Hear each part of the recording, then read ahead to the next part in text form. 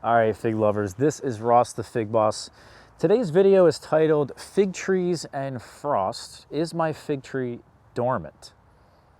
And I think because a lot of us in northern climates now have gotten our first frost here in the United States, people are concerned. They're wondering, well, if we got hit by a frost, it should mean my tree is dormant, right?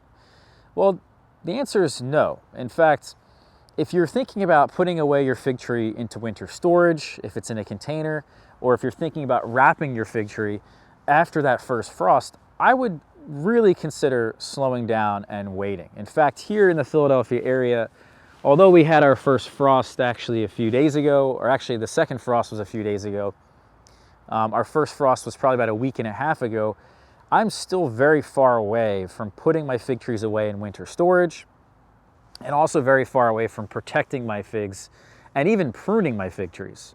I still have to wait another 2.5, maybe even 3 weeks. We have to typically see temperatures down into the 20s, at least mid 20s to low 20s before these trees really start to go dormant. The container figs, I don't even move them actually until the temperatures are forecasted to see 15 degrees Fahrenheit. If it's anything lower than 15, you have to get them away into winter storage. But otherwise, I leave them out there. There's no real reason to bring them in so soon. I know a lot of you guys get antsy. The growing season's ending and you're like, all right, I'm done. I want to just get over with this. Let's put the fig trees away. Let's, do the winter protection thing. I know everyone has a busy life, but if your tree is not truly dormant and you wrap it, or let's say we wrap it with all the leaves on it still, let's say we wrap it with the fruits on it still, we're just not going to see good success in our wrapping.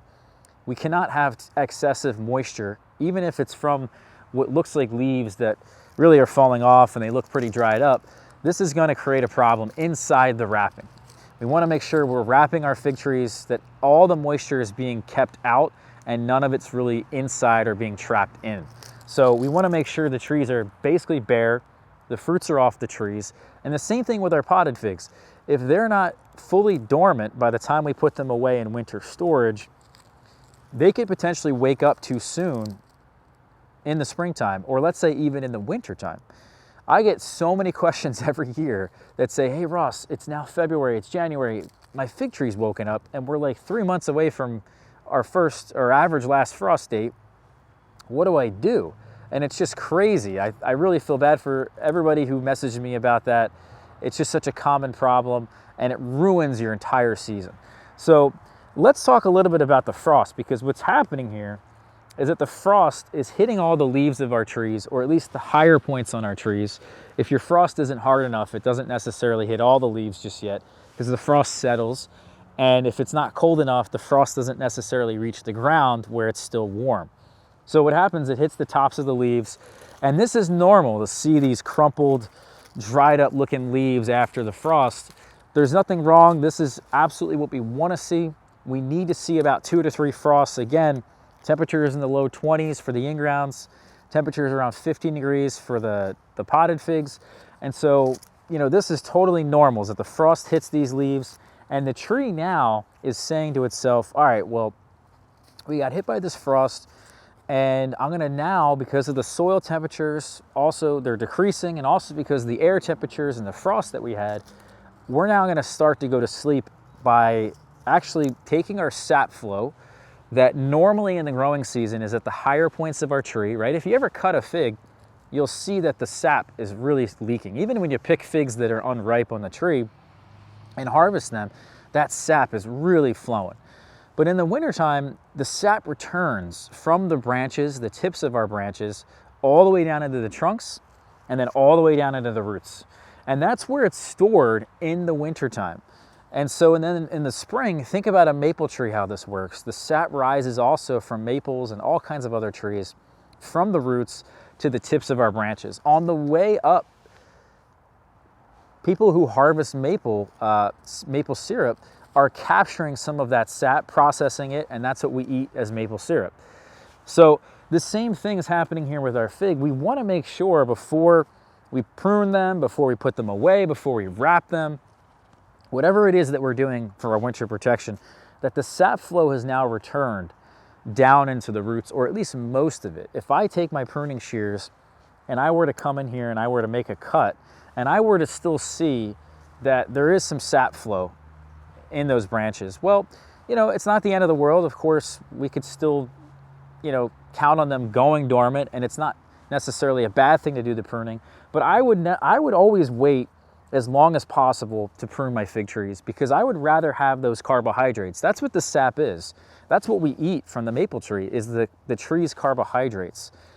I would rather keep all the carbohydrates stored within the tree as possible, down in the roots, so that when it explodes with growth in the springtime, we have as much energy stored within the tree as possible to see the most success that following spring.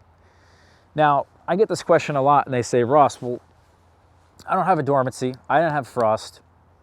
How exactly do I make my fig tree go dormant?